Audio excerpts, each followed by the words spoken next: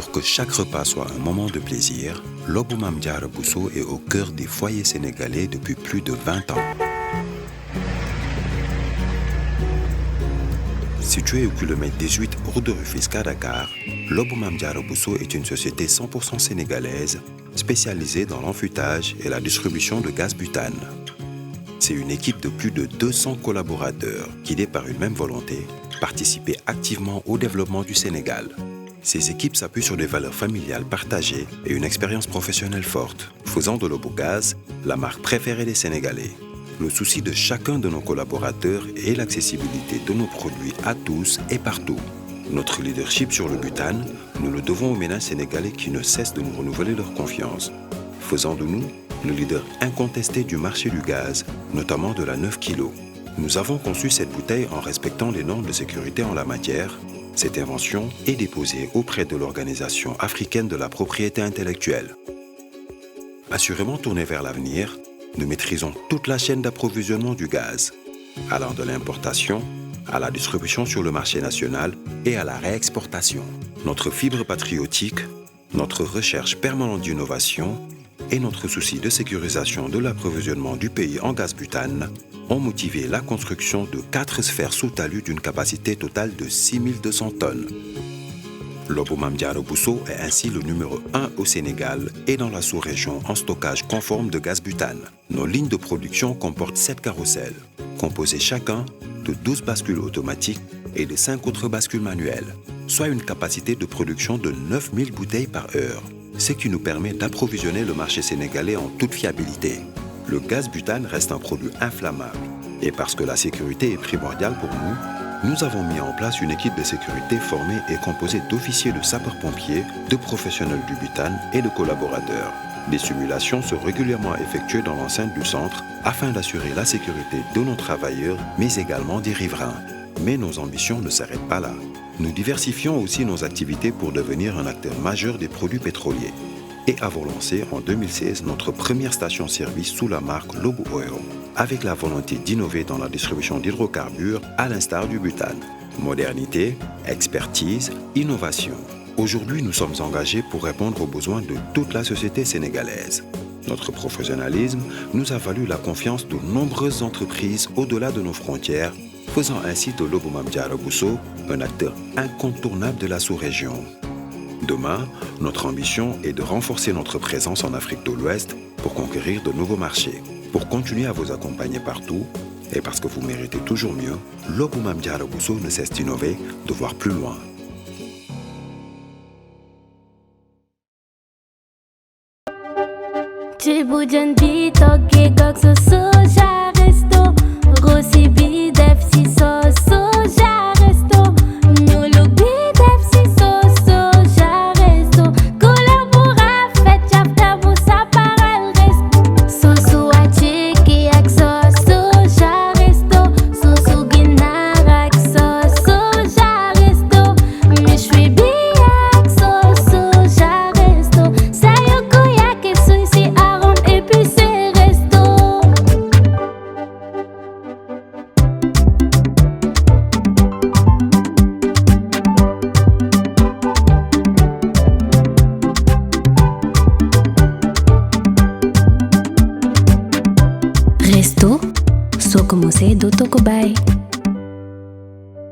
أعوذ بالله السميع العليم من الشيطان الرجيم بسم الله الرحمن الرحيم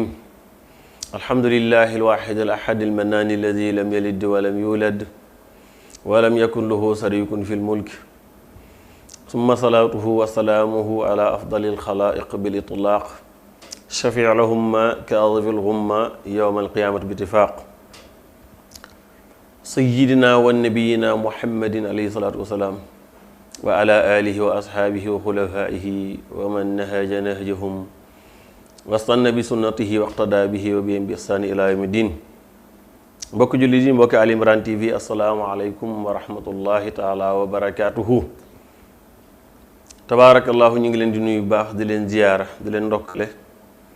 di leen baalu xaq di leen baalil xaq di ñaan yàlla nañu yàlla boole jéggal di wax asalaamaaleykum wa rahmatullahi taala wa barakaatuhu. di leen ziar bu bëree bëree bëri jiital ci nuyoo boobu mboolem téléspectateur Ali Imran TV ki ne ca bopp ba tabaarakallaahu ak mboolem ñi topp seen ginnaaw tabaarakallaahu ba ci ki mujj ñëw tey bokk ci ñi nga xam ne dañuy suivre Ali Imran TV yal na yàlla dolli leen kàttanal. émission bii di kalimatul xaq ngeen di ci ànd ak seen mbokk daara Aliou Kandji muy am. ngi leen di nuyu baax di leen ziyaara di ñaan yàlla weer bi ñu nekk muy shawwal waxinu yaaram wolof di ko tuddee korite buy del si déwén yàlla nañu fekk te bu ñu ko fekkee yàlla nañu fekkee ak sagaw ak tal ak man bi jaayi sayyidina muhammadin sallallahu alayhi wa sallam. ñi nga xam yàlla daf leen a jéggal seen rëcc rëcc bu di leen topp dara yàlla nañu ci yàlla boole. tey nag ñu waxtaane tomb bu am solo nga xam ne sayyidina muhammad sallallahu alayhi wa sallam moo ko waxoon ay saxaabaam ne bu jamono doxee dana ñëw insha allahu rabbi te yonent bi sallallahu alayhi wa sallam kat ay waxam bu doon ci waxinu yaaraam waaw la sant ndax moom laa yantiqu anil hawa moom du wax mukk ci bànneexu bakkanam du wax lu mu xamuti lu mu wax rek lu wér la.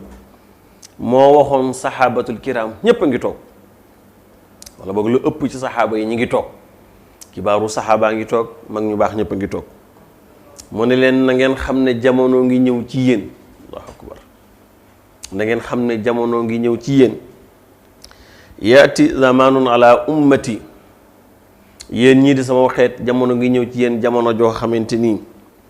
laa yabqa min al islam ila isma jamono ngi ñëw ci yéen sama xeet l'islam bi dara dootu fi des lu tur wa turu l'islam rek moo fiy nekk waaye l'islam du fiy jógee ba jeex takk loolu it dëppoon naag moom Seydil Haaji Maalik wax jam waxoon ne min baadihi naasilun yaa an fa yarfau yaa xul fi rafiha xul fasaadul xalqi wal quhami Seydina Muhammad ne saxaaba yi jamono ngi ñëw joo xamante ni l'islam bi dara dootu fi des lu turu l'islam rek moo fi des mais l'islam moom dootu am mu ne wala min alqur'ani illa razma alqur'an dina toll foo xamante ni dara dootu ci des lu tur wa mbind ma bokk alqur'an jàlla ngi fi nii rek waaye daanaka ñëpp dañ koy boycotté loolu day lu yomb jàngale lu neex a firi la man de gis naa te du benn du ñaar du ñàkkit yéen ñi ma seetaan ngeen gis kër gu ñu dugg war faa jàng téere yàlla bi amul kenn ku bokk ci kër gi ku mën a bokk ci ñi jàng ci téere yàlla bi loolu lu mu tekk te kër ga seeni borom nee nañ ay jullit lañu léeg-léeg baay toog yaay toog doom toog ñoom ñooñu boo leen joole woon benn jukki munuñ ko wàcc munuñ ko jàng kërug jullit de buñ toppee kër gi yëpp baay ba ca yaay ja ba ca doom ja ba ca ñëpp kenn ci ñoom munu la faa jàngal benn xisib lu doy waram na yonent bi sallallahu alayhi wasallam nag jamono ngi ñëw day dara dootu ci des ci alxuraan lu dul mbind ma rek moo fi des ñu ne ko boobu danañ toll fa xam jamono ñoo fa xam nit ñi yëpp lu ñuy xëy di ci gont mooy lu ñu lekk te kooku day kaddu gi ko ëmb yàllaa ko garantil boppam kaddu gi ko ëmb mooy wërsëg loolu la ko nit ñi di waxee wërsëg nag yàllaa ko yoral boppam ndax wax na ne wa ma min dabbatin fil ard ila ala allahi risquha wolof danay wax ne picc sax dana xëy amul dépasse amul dara bi muy naaw di yaakaaru ko fenn day naaw di wër rek waaye balaa ñibbisiwaat biir ba fees dell yàlla garantil nit bari na koo gis mu am lu ne gàññi alal ju dul jeex wala lépp loo tudd am na ca dara waaye bu guuxee guuxab café pour mu jàll ñëpp a ciy jàpp bu tëddee guddi pour mu nelaw dañ koy jox ay doom wala ñu pikiir ko pour mu nelaw Allahu akbar kon day la Yonent sallallahu alayhi wa sallam waxoon ne bu leen fàtte ne wërsëg yàllaa ko yor mooy dëgg gu wér mu ne saxaaba yi jamono jii di ñëw dana toll foo xam nit ñi seen yitte du dara lu dul lu ñu def seen biir yi ñoom ñëpp jaay seen diine jëlee ko jëndee ko alali àdduna Allahu akbar ñoom ñëpp ñu àndandoo jaay seen diine jëndee ko alali àdduna Sëriñ Tuubaa radiyallaahu anhu waxoon na ne ku sàggan ba jaay sa at àllaaxira jëndee ko àdduna pertement gënu ko rëy Allahu akbar ñoo ku sàggan ba jaay sa àllaaxira jëndee ko àdduna pertement dikkal na la kon noo war a def góorgóorlu fase àdduna ngir jëndee ko àllaaxira dégg naa ci xutba barki démb njaay xutba gu am solo kilifa ga doon xutba wax ju am solo mu ne day bànneex amul fii ci àdduna nañ ko xaar fële ci àllaaxira mu ne képp ko xam si bànneex nga sëgg fii ci àdduna na la wër ne ba amul sens bànneex danga ko perte àllaaxira mu ne ko loolu wér na. alquran wax na azhabtum tayyibatikum fi ayatikum dunia. Seydina Omar nee na ba mu déggee aaya jooju moom ca la commencé fu fase àdduna ñëw ci kanam yàlla mu ne la yow amutoo looy béggee fi amutoo fi benn bànneex la doon neex ci yow nga di ko béggee perte nga ko ba nga nekkee ci àdduna. mu ne nag ñoom seen yitte du dara du seen def lu ñu def seen biir jaay nañ seen diine jëldee ko alali àdduna. mu ne ña ca rëcc ba yor sunna daneen tuddee niti biddaa foofu de tomb la boo xam war nañ cee taxaw. mu ne ñi ci rëcc ba yor sunna di doxal sunna Seydina Muhammad ca jamono leen tuddee ne ñii ñooy niti biddaa yi. mu ne na ca ña ci biddaa di wooye seen bopp ñooy niti sunna yi. Allahu akbar. Seydina Muhammad sallallahu alayhi wa sallam nee na jamono dana ñëw ñi nga xam ñooy dund sunna su wér sunna su pur dañ leen tuddee ñoom niti biddaa la. ñi nga xam dañuy dund biddaa bu wér ping bu leer nañu tuddee seen bopp sunna de mat naa topp te xam ko. am Cheikh Hadji Malick nee na yawmal qiyaam dossier boo fa présenté yàlla te dëppoo wut ak sunna daf koy récité waaw man ataa xayra masnuun la ko waxee. kon nag déposal yàlla dossier na fekk mu dëppoo ak sunna. yonentu sallallahu alayhi wa sallam ne saxaaba yi jamono ngi ñëw boo xamante ni ña ca yor sunna dañu tuddee ñoom niti bidaa lañu. ña cay dund bidaa tuddee seen bopp niti sunna lañu. mu ne nag li ci gën a doy waar mooy laa yaabuduuna allaha illa fi shahri ramadan. akbar. mu ne ñoom de seenu jaamu yàlla ba lañ koy fonk di ko def weeru koor a jot. léegi matoon naa jàngal suñu jamono ji la. mu ne ñi ci nekk di jaamu yàlla bala ñoo nangoo jaamu yàlla weeru koor a jot. mu ne loolu bokk na ci lii ñëw ci mujjug jamono. foofu it mag ñu baax ñu wax nañ ci. moom Seydi Hadji Malick nee na weeru koor jeex nga teg say jaamu yàlla yépp ci suuf li mu tekki mooy yàlla la nga doon def nanguwut ko ma ngi ko wax ci xutba gi muy jàngale xutbatul iidayni nee na ci képp ku weeru koor jeex nga teg say jaamu yàlla yépp delluwaat ci mooy yàlla ne loolu màndarga la muy tegti ne la nga doon jaamu yàlla yàlla nanguwut ko. mu ne jógee ci weeru koor continuer di jaamu yàlla màndarga la muy tegti ne yow la nga doon jaamu yàlla yàlla nga koy nangu ndax da ngaa continuer. al imaanu tasdaadu bi taa wa tanqusu bil maasi. Seydina Muhammad nee na gëm yàlla di topp yàlla sa ngëm yàlla day màgg gëm yàlla di mooy yàlla sa ngëm yàlla day wàcc. mu ne nag jamono ngi ñëw boo xam nit ñi du ñu jaamu yàlla lu dul ci weeru koor bu weeru koor jeexee ñu teg lépp. mu ne nag bu ñu àggee foofu yàlla dana leen teg ay nattu dana leen booleeg ay kilifa yu dëng ñu nekk ay njiit jooju jamono. bu ñu yeggee ci jamono jooju yàlla dana leen nattu. dañ natt mooy lan dana leen di teg ay kilifa yoo xam yu dëng la ñu doon jiiti leen etun di jëflante ak ñoom. te nag boroom xam-xam waxoon na ne ñaar bu ñu yàqoo réew mi yàqu. ñu ne ko ban mu ne ko al umara wal ulama. bu ñu demee ba kilifa yi nga xamante ni ñoo méngoo wàllu politique adduna gi nekk ñu jubati ñi nga xamante ni ñoo di ay borom yi xam-xam it sànq seen xam-xam jëndee ko alali adduna ak yeneen ya ca topp. ay bës ak ni ngeen koy tuddee mu ne bu ñu àggee ci jamono jooju nag na ngeen xam ne àdduna yàqu na jamono sànkuteef dikk na. mu ne nag jamono ngi ñëw yéen xamante ni dinañu bëri ay boroom xam-xam ci ngeen nekk mooy jamono bii ngeen nekk di ay boroom xam-xam bëri lool waaye jamono ngi ñëw ëllëg boroom xam-xam yi danañu néew waaye waxkat yi dana bëri lool. ulamaa'uhu kathiir wa kutabaahu qalil wa sa yaati aleykum samanun kutabaahu kathiir wa ulamaa'uhu qalil. Seydina Muhammadin saxaaba yi jamono dina ñëw daal ba nga xamante ni boroom xam-xam yi danañu bëri lool. est-ce que lu jamonoom ndax jamonoom day boroom xam-xam yi bëri woon na lool ca ña doon wax néew na ndax moom rek moo doon porte de voix bi moo doon pour li muy wax xanaa ko mu joxe ndigal. ñeme ci xilaasu zaab Seydi Hadji Malick fa jàngale ña nga xam yàlla yonentu sallallahu alayhi wasallam moo leen joxoon ndigal ñuy ubbee ci diine ak di jàngale diine kon ñu doon jàngale bari wutoon de. mu ne nag dina ñëw ci yéen jamono joo xam ñi xam gu wér gu leer ñu néew la ñuy doon waaye ñi ca nag di wax kenn du xam nu ñu toll dañuy bari lool. mu ne nag Maas ibn Jabal maa ngi lay xamal ne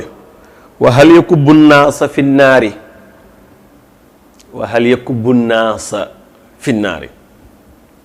fi fexeel bu mat a bàyyi xel la yakubbu naasa fi naari ala wujuhihim aw ala manaqirihim ila hasaida alsinatihim mu ne jamono ngi ñëw day nit ñi li ëpp ci lay këpp seen gémmiñ ci biir safara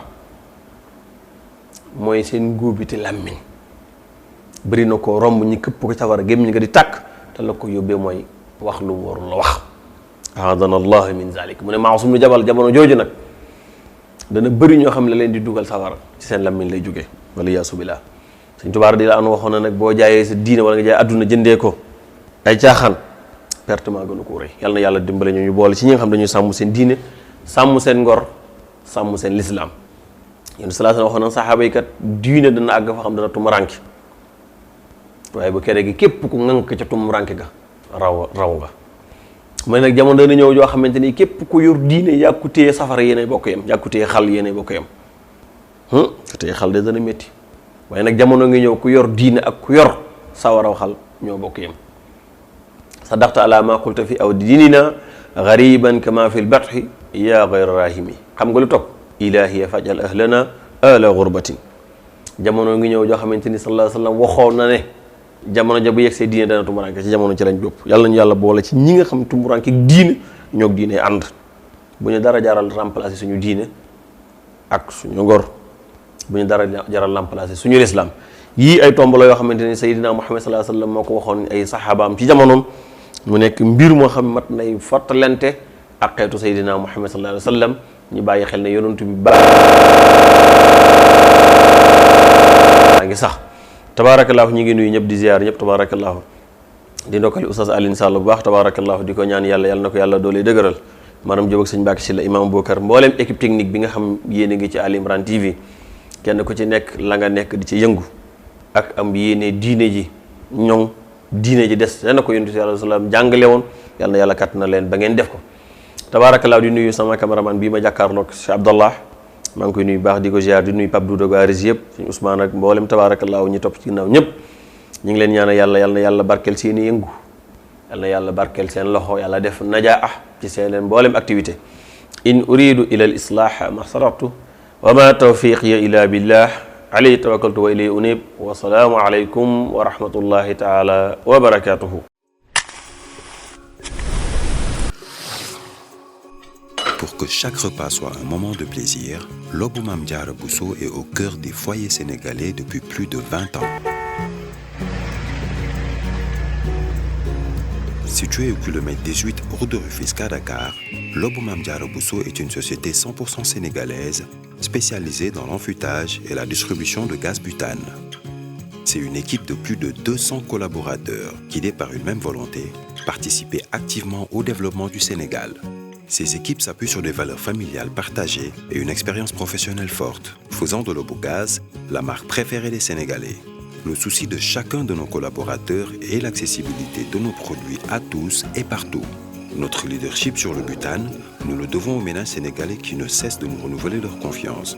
faisant de nous le leader incontesté du marché du gaz, notamment de la 9 kg.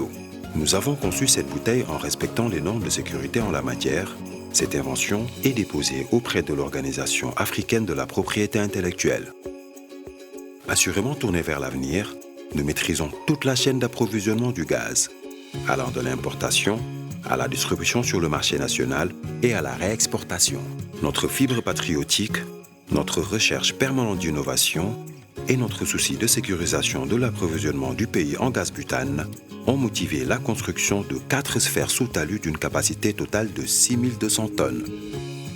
Lobou Mame Diarra Bousso est ainsi le numéro 1 au Sénégal et dans la sous-région en stockage conforme de gaz butane. Nos lignes de production comportent 7 carrousels, composés chacun de 12 bascules automatiques et de 5 autres bascules manuelles, soit une capacité de production de 9000 bouteilles par heure, ce qui nous permet d'approvisionner le marché sénégalais en toute fiabilité. Le gaz butane reste un produit inflammable et parce que la sécurité est primordiale pour nous avons mis en place une équipe de sécurité formée et composée d'officiers de sapeurs-pompiers, de professionnels du butane et de collaborateurs. Des simulations sont régulièrement effectuées dans l'enceinte du centre afin d'assurer la sécurité de nos travailleurs, mais également des riverains. Mais nos ambitions ne s'arrêtent pas là. Nous diversifions aussi nos activités pour devenir un acteur majeur des produits pétroliers. et avons lancé en 2016 notre première station-service sous la marque Lobo Oil, avec la volonté d'innover dans la distribution d'hydrocarbures à l'instar du butane. Modernité, expertise, innovation. Aujourd'hui, nous sommes engagés pour répondre aux besoins de toute la société sénégalaise. Notre professionnalisme nous a valu la confiance de nombreuses entreprises au-delà de nos frontières, faisant ainsi de Lobo Mame Diarra Bousso un acteur incontournable de la sous-région. Demain, notre ambition est de renforcer notre présence en Afrique de l'Ouest pour conquérir de nouveaux marchés. Pour continuer à vous accompagner partout, et parce que vous méritez toujours mieux, Lobo Mame Diarra Bousso ne cesse d'innover, de voir plus loin.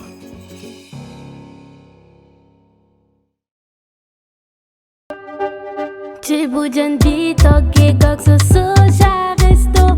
Rossi bi def si so soja resto Nyulu bi def si so soja resto Couleur pour fait chapta pour sa parole resto Sosu a chiki ak so soja resto Sosu ginar ak so soja resto Mishwi bi ak so soja resto Sayoko yake suisi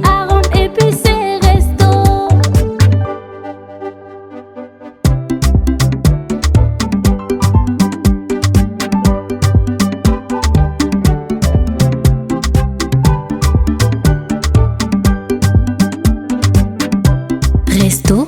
so como se do toko bay.